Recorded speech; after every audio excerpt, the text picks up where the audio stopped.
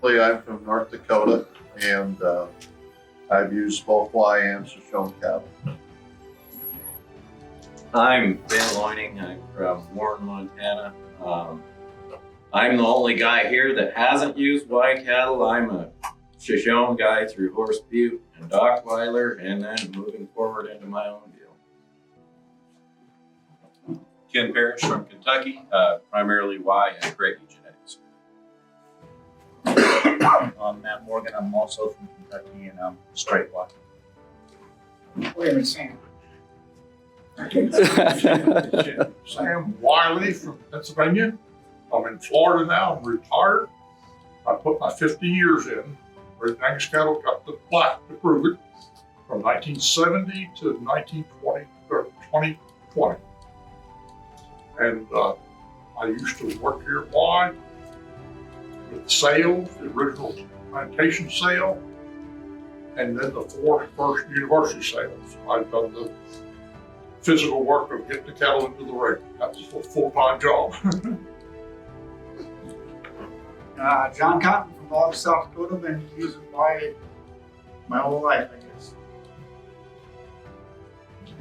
Well, I'm Kathy Engel, Verdigris, Nebraska. Brett Chidzoy was my gateway to Wye Angus. Worked my way up to being John's business. I'll follow that.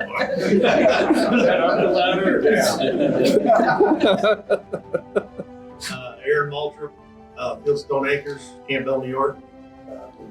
Been using Wye Angus for 10 years. Leo Small from Flat, South Dakota. We've been using Wye Angus for 15 years. Mike McGowan, Campbell, Texas. Relatively new in the world of Wye Angus, but building what I think is a pretty good herd. I'm well on my way.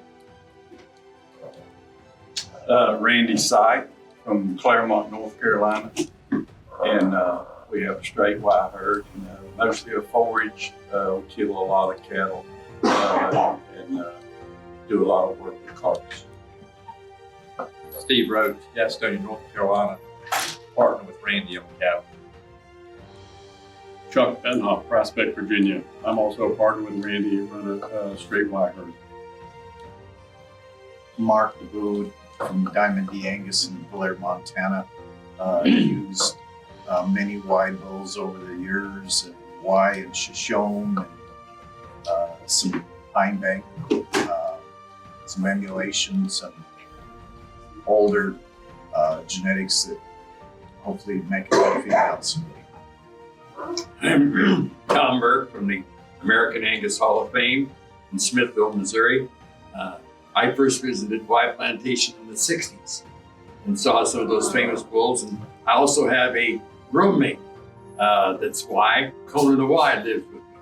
When he died, I got his head mount, and we're really proud of him. And so he lives with me, and I've always been a real advocate of Wye bred cattle. I think they may be the last stance of real Angus. I'm Bruce Johnson. I'm from Walnut Grove, Minnesota. My herd is Evergreen Angus, primarily a corn and soybean farmer with my brother. I don't have straight Wye currently. The heaviest Wye influence is from a bull, 2 brothers that I made with help from Sam and Bill Hodge. Evergreen lots 6T and 7T, and their descendants in my herd mixed in with some lines from that same era. Brent Chedzoy at Angus Glen Farms, Watkins Glen, New York. We bought our first straight Wye bull from Randy, I think in 2005, a Friar's son, and bought our first straight Wye cows 2007. And we were introduced through a mutual friend, Morgan Hartman.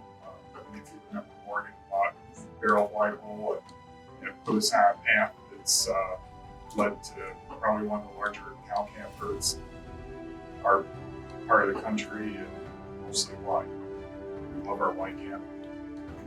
Let's just say The most I lived any place in my life was Montana for 22 years. And I can tell you in between, after Montana, went to Oklahoma for a couple of years, then to Iraq, then to New York for a few years, then to China, then the last 8 years or so in California. So it's very difficult to tell somebody where I've been from. Kevin Morgan, east of Maryland, worked here at the university 40 years. I'm the herd manager. I'm Ed Draper, former program manager at Wye Angus for 36 years, and I'm from Centerville, Maryland. I'm Kate Everts. I'm the director of the Wye Research and Education Center with the University of Maryland under the Maryland Ag Experiment Station. We have about 988 acres of land, most of which is here with the Angus herd.